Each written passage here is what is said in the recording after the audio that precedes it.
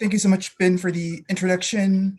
Hopefully everyone can hear me fine, and hopefully the video and everything is going smoothly and everything. I can't tell if it is on my end, but um, hopefully Ben can see the chat and then can fix, if there's connection issues, we can get that solved.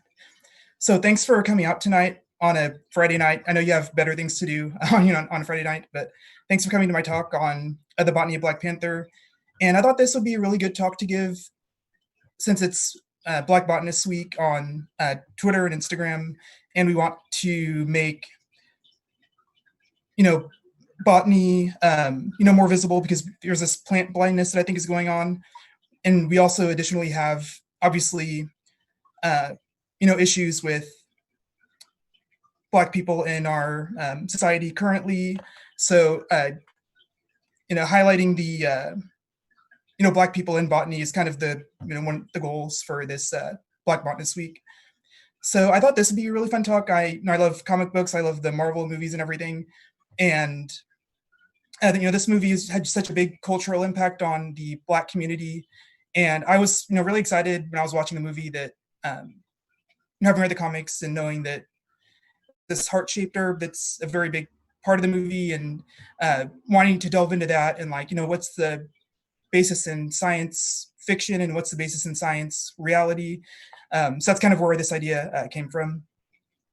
So quick overview, start with the background of the comic version, and then I'll go into the quick overview of the movie version, and I'll talk about this heart-shaped herb, what it is, and where did it come from, how does it get its properties, and go into some real-world examples, radiation-induced mutation, metal transporters.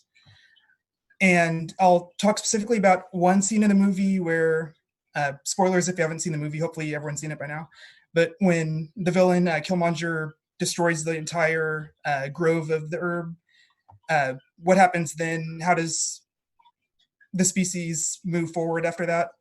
And then talk about Shuri and plant biotechnology in Wakanda, kind of future implications. So Black Panther in the comics first appeared way back in 1966. So writer and editor Stan Lee, and then writer and artist Jack Kirby. It's really amazing how long this has been going on for, and how long comics are still a medium that's been going on strong, even stronger now, theoretically. So his name is T'Challa, and he serves as the king of Wakanda. He accepts the throne when his father, T'Chaka, dies, and he becomes the king of Wakanda. And in the books, you have to have this basically a fight against several different tribes in order to take the mantle, which they adapt into the movie pretty well. And then after all that, then you can consume the heart-shaped herb and then get the beneficial properties from that. I thought it was interesting. He holds a PhD in physics from Oxford. That wasn't really in the movie, I don't think. And he's the first major Black superhero in comics. And I thought it was interesting that Black Panther actually predates the Black Panther Party, because I was, thinking that maybe Black Panther Party had got the name from Black Panther, but apparently it was just a big coincidence, which is an interesting historical fact. So Wakanda, it's a fictional country located in East Africa. It's the most, really the most advanced technology on Earth, technologically advanced, militarily advanced. So the languages that are spoken in Wakanda, so primarily it's Wakandan, it's a fictional language, but also the real world West African languages, Yoruba and Hausa, are also spoken there. And as I mentioned, it has a very strong military presence. And part of that are these special forces called the Dora Milaje, which you can see on the right-hand side of your screen. And, as a biologist, I'm interested in the wildlife, the plant life. So the wildlife has actually been heavily influenced by this meteorite that crashed into Wakanda. And this meteorite was radioactive, and then the radioactivity mutated a lot of the life forms around the crash site. And I'll talk a little bit about that later and what that means for the heart-shaped herb specifically. And Wakanda is actually, an isolated nation, or was an isolated nation. It's conceals it from the outside world to protect its resources and wealth and everything. So it's kind of like, North Korea would be in terms of like isolationism, but um, like let's like Japan with technology or US with military, kind of all those things kind of combined into one country. So the film was released back in 2018, directed by Ryan Coogler, starring Chadwick Boseman. Actually has a really amazing cast of the actors and actresses that they got are really amazing. And it's actually a pretty good adaptation of the comic book. I know a lot of the Marvel movies really veer off and go kind of crazy in terms of the adaptation, but this one's actually pretty accurate to the comics. So, one of the changes is the languages that are spoken, they changed up a bit. So they didn't invent a Wakandan language for the movie, but Xhosa from Southern Africa is kind of the primary language that they speak. And then one of the tribes, the Jabari tribe, which is in the mountain, which is the mountain tribe, they speak another language called Igbo, which is a West African language. And it had a really big success. It became the ninth highest grossing film of all time in the world, which is amazing, and the third highest in the US. And it's so just really had a, so many people showed up for this movie, and it was really a culturally iconic moment in film, I feel like. And it's the first superhero film to get a Best Picture Oscar nomination. It didn't win the Oscar, but even to be nominated was a major hurdle that was crossed. And for me, it's interesting. They filmed partly in South Korea, which Busan, and they actually have a statue that they put up there. This is the in the background. It's hard to see, but that's like the bridge where there's like a big fight scene on the bridge. And I was actually studying in South Korea for a couple of years, so I was in South Korea when this movie came out, and it was just crazy. Like, South Korea, the Marvel movies are such a big blockbuster portion of the revenue there, but like it was, the movie, like the screening that I went to was like totally sold out. Like there was like this statue, there was like another statue that I saw. I saw it in Seoul, South Korea, actually. There was another statue up there, and it was just really amazing. Yeah, I was studying pretty close to where this bridge fight. It's actually a really pretty bridge at nighttime. It like lights up kind of like a rainbow color. It looks really nice. So the heart-shaped herb. So, this is the botany of Black Panther. So this is going to be the bulk of what I talk about today. So in the comics, the legend is that the Panther god Bast kind of gave this herb to Wakanda specifically. So it's, found nowhere else in the entire world. So it's, this is like, sacred plant of Wakanda.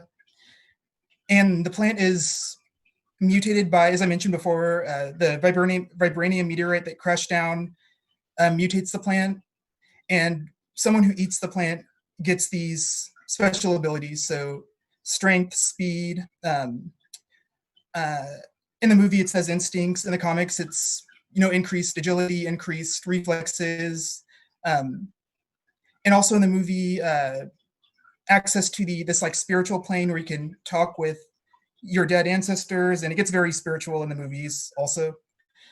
In the comics, it says that if one not worthy or not of noble blood attempts to consume the herb, they perish. But this wasn't in the movie.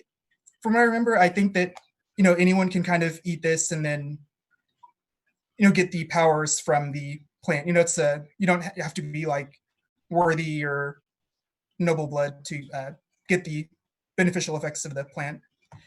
And also in the movie, there's this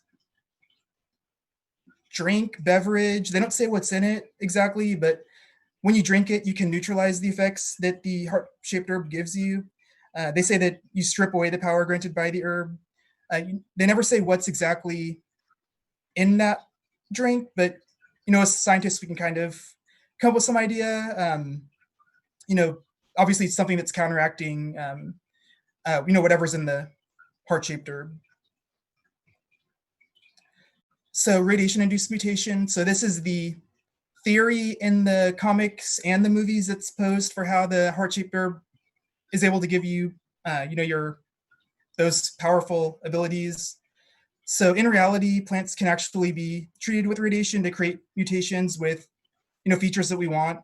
And this has been going on for a long time, like, decades and decades and decades and decades. Um, Lewis Stadler's, famous scientist who is doing a lot of X-ray research on crops and, finding beneficial traits that arose from that. So this isn't a new idea. No, we've been, mutating DNA of plants using radiation for a long, long time. And so presumably you could have selective breeding by Wakandan horticulturalists that could further enhance those traits. So now over time you can even get more beneficial traits coming out. And we know that plants, in reality do exist that have compounds that enhance alertness and alter perception. If you drink coffee, you get that jolt of caffeine, you're more aware, you're on edge, you're able to stay awake longer. That's just, one example, but there are many, many different, compounds that come from plants that can, there are psychoactive compounds, there are, muscle relaxant, there are a bunch of different things that come from plants. So that's also, scientifically grounded in fact, I would say. So vibranium transporter. So I was thinking about this idea. So plants use heavy metal transporters to uptake and then move around heavy metals. So it's actually really interesting. There's this thing called phytoremediation. So by growing plants in soils contaminated by heavy metals, what happens is the metals are absorbed through the roots and then they translocated up into the leaves. And so if you plant these plants in like a Superfund site, so to speak, you can actually, theoretically, the idea is that you can clean the soil by extracting the metals from that soil. And I thought this was really in line with Wakanda because the idea is that, in the comics and the movie, I believe, is that, Wakanda's, the vibranium's just within the soil throughout large parts of Wakanda. So the idea that, plants are actually uptaking the vibranium into the plants themselves is something that, we have some basis in fact for. And then I wanted to give a shout out to my friend Terry on the right here. She's a black botanist at North Carolina State, and she looks at how plants uptake, transport, and utilize iron. So, there are already labs who are looking at, metal uptake and metal transport in plants. So, I, can assume that Wakanda would have, vibranium, lab that studies vibranium uptake and transport. So I was also thinking of the idea of, on the one hand, you're eating the heart-shaped herb and you're getting the beneficial properties from the modified plant, the radiation mutated plant. But I think it's also possible that when you eat the herb, you're also getting something from the vibranium itself. So it's, the metal acting as a beneficial nutrient, so to speak. So the conservation status of the heart-shaped herb is really not good. I think a lot of conservation biologists were not happy with this scene. So in the film, Eric Killmonger literally just burns down the whole entire grove of heart-shaped herbs. So in the movie, I think it's said explicitly that this is the only place in all of the whole world that grows the heart-shaped herb, so it's totally destroyed. So this is like a nightmare because it's presumably led to the extinction of the plant. So, I was really worried about this, like, what's going to happen. So, hopefully, the Wakandan botanists, were looking in the area for plants of the same, background species that, the mutated herb arose from. And maybe they were able to find, some with similar traits that were also mutated, but didn't have that same sort of selective breeding that presumably the plants in this grove had. had been selected for. So yeah, this was a scary scene. Like, this plant presumably went extinct, but there's still some hope, I would say. Other possible outcomes. So in the movies, Shuri's probably my favorite character in the whole movie. She's the most brilliant mind in the whole country. She's the smartest. She like invents all the cool stuff. She has like her own giant lab. She like gives T'Challa all of his tools and stuff. So I'm thinking that given Wakanda's wealth and their intelligent leadership, they could funnel research funds into a heart-shaped herb like recovery project. So the way that I'm thinking that this would work is that you have a lab that's performing a mutation screen on the heart-shaped herbs background species, and then through like a research project, find ones with similar traits that to those that were in the grove that got destroyed. Is kind of what I'm thinking. But I wanted to kind of give a cautionary tale here. So let's not treat this as science fact, so to speak. So I have this quote from Kevin Feige, who's the producer of the movie, and he said, basically, so people who read the comics would be familiar with the heart-shaped herb and the ceremonies that surround that. That's partially spiritual. We certainly don't call it magic, but there's vibranium that has been interwoven within that soil and that land for thousands of years. So there are other things going on with it. So, it doesn't say magic, but there is this kind of unexplained element to it. And he mentioned spiritual, but I think what he's trying to say also here is that if you try to, having that little element of mystery there makes, keeps the intrigue going. So, even if we do find all of the, put a scientific fact on every aspect of this plant, then, that would take out some of the mystery. And I was thinking about in the Star Wars prequel movies, so the Force, like in the original trilogy, it's like, the Force is this mystical thing. Some people can use it better than other people. Some people can't use it at all. You can read mind, not read minds. You can alter, people's minds with it. You can, push people away. You can fight with a lightsaber better. In the prequel trilogy, George Lucas describes the cause for this force as midichlorians. So like these cellular organelles, basically, that kind of like mitochondria, like the powerhouse that gives a cell and organisms energy. It kind of, is trying to put a scientific spin on this kind of mythical thing. And I think that takes away some of the mystery. And, these movies are an escape from reality in a lot of ways. Like you want to go to get away from reality. You want to have that element of mystery that is missing in our day-to-day lives sometimes. So I think, having that mystery there is important. And, also, these comics and movies take place in the same universe, as a purple alien wielding a glove filled with colorful stones. It predates the universe, wipes out half of all life. So, we can still enjoy these, as an escape, even if the science isn't exact.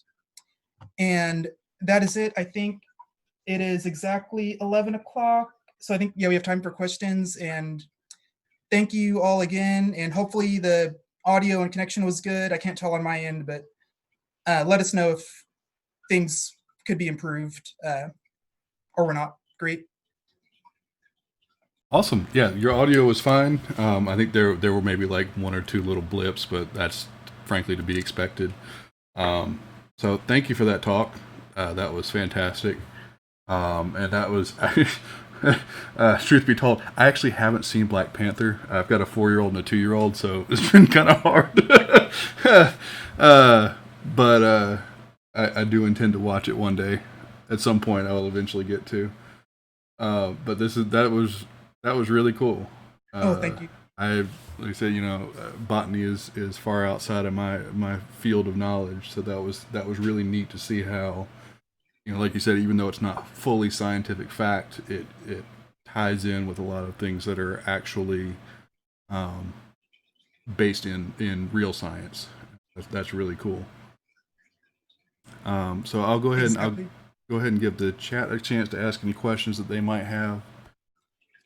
Let's see. I know Maya asked if the stream will be available for replay. Just for anybody else that might be wondering, the stream itself will be up for 2 weeks before Twitch deletes it automatically. Um, I think if you're like a partner on Twitch, which means you're a bigger streamer, they stay up longer. But the talk itself, after this is done, I'll pull the stream down, or I'll download the stream and edit just Morgan's talk, and then that'll be uploaded onto the YouTube channel, which I'll go ahead and throw that link into chat real quick. Let's see if that works. It should work. No, there's a YouTube channel. I know it's on my Twitter as well, so you can go there and. Once, like I said, I'll upload the edited talk tonight, which will include the presentation itself and this Q&A as well. And so, it'll be available in perpetuity. Morgan, you are obviously welcome to do with that whatever you would like to do. Hang on to it, throw it on a resume, do whatever you need to with it. So, if there are any other questions from chat, let's see. So Maya asks, is the heart-shaped herb based on an actual plant, or is it also symbolic because it's a heart? That's a great question. That is a. Can you hear me fine? Yes. Mm-hmm. Oh, perfect. That's a very good question. So I was scouring through several photos, trying to find what plant this is based off of. And I couldn't find an exact match, but yeah. So I that's one thing I was interested in is is this based on an actual plant? But I think that definitely does have that kind of shape to it, the kind of heart shape to it a little bit, I would say. But that's something I need to keep searching for, see if there's it's based on an actual plant. But I couldn't find any one-to-one kind of cognate. Okay. I'll go ahead and Maya, please feel free to ask more questions if you have them. I'll just throw one in here real quick. You mentioned the radiation the radiation mutation of plants, and that's something that scientists actually do. Is there a way to can you control that? Is it like a targeted thing, or is it kind of you maybe take several of the same plant, radiate each one of them, and kind of see what happens? Or how precise can you do that? That's a great question. So radiation is just random. So randomly, mutates the DNA in a random way. There are also other methods that we use to get mutations out of plants. So there's there's chemical. We have this chemical called EMS that we use to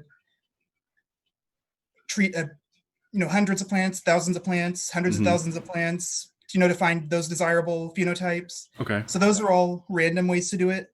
But now we do have more targeted ways to edit the genome of plants. So we have, you've probably heard of the CRISPR genome editing, able to actually target specific parts of the genome. So we are, we now have those tools to do more targeted changes in the genome, but like radiation, EMS, chemical treatment, those are all random. Okay. Now, but so once let's say a mutation occurs and it's something that's desirable, is that at that point do you kind of back out what was changed and then look at and then try and find more precise ways to make that change happen, or do you just I guess try and grow more of that plant? Yeah, it's a great question. So there are two ways to do genetic screen. So you have forward genetics and reverse genetics. So forward genetics is going from the phenotype to the genotype. Reverse is going from the genotype to the phenotype. Mm-hmm. So if you know which gene is causing which trait, or which set of genes causes which trait, then you can go in and target those specific genes. But if you have no idea what the gene is, then you have to do the phenotype to the genotype. So um, you have to find out what are the genes that are causing those those traits and go from there. Okay, that makes sense. Um, so with you mentioned the part of the movie where all of the heart shaped plants are burned by Killmonger.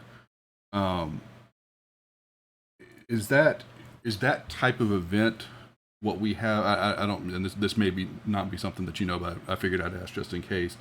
Is that what we have something like that seed bank for? And I forget exactly where it is. I know it's somewhere where it's very cold so that the temperature can be kept very low and all that. But is that sort of one of the purposes of that seed bank, is to basically try and counteract such a catastrophic event? Yep, that is a great question, and I would say that's exactly what those are for. So if there is a some sort of type of extinction event, then you can go back to that bank and then get the plants are still can be recovered that way. So I was thinking about it, like I think that I find it hard to believe that somewhere in Wakanda they didn't have like a heart shaped or heart shaped Right. or Yeah. Yeah. kind of seed bank. Like I don't that doesn't seem like something they wouldn't do. Okay. Um, it could just be that's what was stated, that that's where all of them were, but um, I find it hard to believe. So even before they do the whole research program, I think I wouldn't be surprised if they did have those stored away somewhere. Okay. Yeah. That would make sense. That's yeah. This is this is very interesting for me. Um, so can you talk a little bit more about some of the things that you have you done work in terms of mutating plants with purpose? And if so, can you talk a little bit about that? Yep. So I have done that before. So uh, I've not done radiation or EMS, but I have done it's called agrobacterium mediated transformation. So Mm-hmm. basically, you have your agrobacterium, which is a type of bacteria that infects plants, Okay. and the agrobacterium can transfer your gene of choice into the plant that you want to mutate. Mm-hmm. And so it's a way to genetically modify the plant. um, and that is also kind of a random type of mutation. The gene lands somewhere on the genome and you get your transgenic plant. Okay. I've not personally done CRISPR yet, but that's becoming super common now. I feel like almost every molecular biology lab is doing something with Yeah. CRISPR at this point. So Okay. And along the same, like, sort of along the same lines, you mentioned that some the like your friend at NC State who studies the uptake of heavy metals. Um, is that process pretty well understood? And can you are there specific plants that target specific heavy metals? So like you mentioned the Superfund site. So if you had I don't know, lead, or let's say, are there specific plants that would be or that are more well suited for that? Or do they if a plant uptakes heavy metals, it'll kind of uptake a range of them, and so you have a broader scope that you can work under. that's a great question. So uh, yeah, I would ask. I'll definitely. I really want to ask Perry this question also because I'm interested. So there are. Sorry, Oh, go ahead. No, sorry, I you made good? myself an accident. Arabidopsis is the model plant that we use. It's a kind of like the lab mouse of the plant world, Mm-hmm. and there are Arabidopsis mutants that either have increased or decreased ability for different specific metal uptake. I'm not an expert in that field, so I don't want to speak on all the specific details on that. Sure. But there are mutants that can be worked with that that are either impaired or have improved uptake, I would say. And if we have these in the lab, we have these in the lab, and I would also, presumably there's, not presumably, in reality, there's tremendous just natural variation out in the wild. So, go out and look for all the different plants that are there. There's going to be some that are, poor. Maybe depending on like the soil, the type of soil that they're adapted to. The metal concentration of which particular metal in the soil that they're growing in. I think just the natural variation that's out there would also yield differences in that ability. That makes sense. Um, with the uptake of things like heavy metals, is that something like for instance, with fish, we have to be careful about mercury levels. Do plants actually take up enough on a on an individual basis? Do they take up enough potential toxins? Again, let's use lead again, to where it would be a concern for somebody, like if it was a plant that was edible. Yes. So one great example would be arsenic, which is obviously not good in high amounts for us. Yeah. And a lot of rice are grown in areas which have really high arsenic levels. So Arkansas, Louisiana, parts of the South have arsenic heavy soil. So rice from some of those areas can be, you don't want to eat too much of those. Like I think the mercury in the fish was a good example. Okay. Those even on the bag of some of those rice it says don't eat too much of this, so to speak. So yeah. So I think that's just one example. There's other examples also, but I think arsenic is the one that comes to mind immediately. That's interesting. You're right, because now that you mention it, I do recall having heard that like you said, depending on where it comes from, you kind of have to be careful, just like with fish. That's interesting. Are there any other, just maybe that you're aware of off the top of your head, are there any other productions, whether it's a comic book or a movie or TV show, where they do a good job with plant science, sort of like they have here, where again, it's not entirely fact based, obviously, but as you point out, there's also a big purple alien that can wipe out half the universe. Are there any shows or maybe fictional works of in books that do a good job with the plant science? Yeah, that's a really great question. So one of my favorite movies is Avatar. Have you seen Avatar? I actually haven't seen that one either. That's okay. The sequel isn't even out yet, so you have a long time. Okay, good. But that one I thought was really interesting because this planet is the trees of this planet, and the life forms are kind of connected through this kind of like neural network type thing. Okay.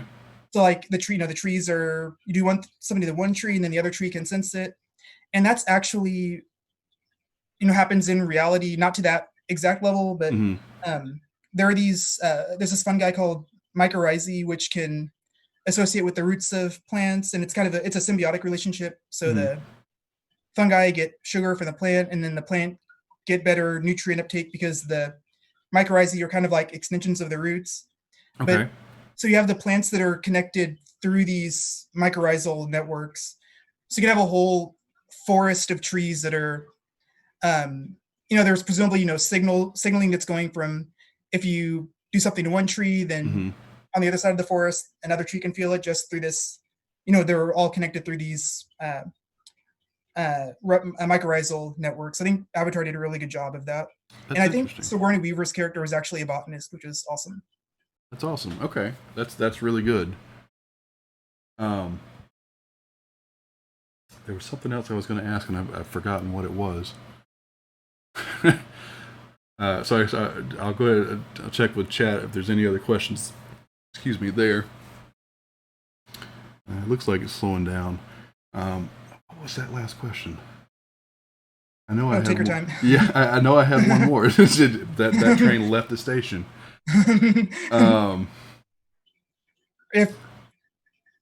Well, shoot, yeah, that one's gone. It goes back to you later tonight. Shoot me a message and I'll answer it. That sounds good.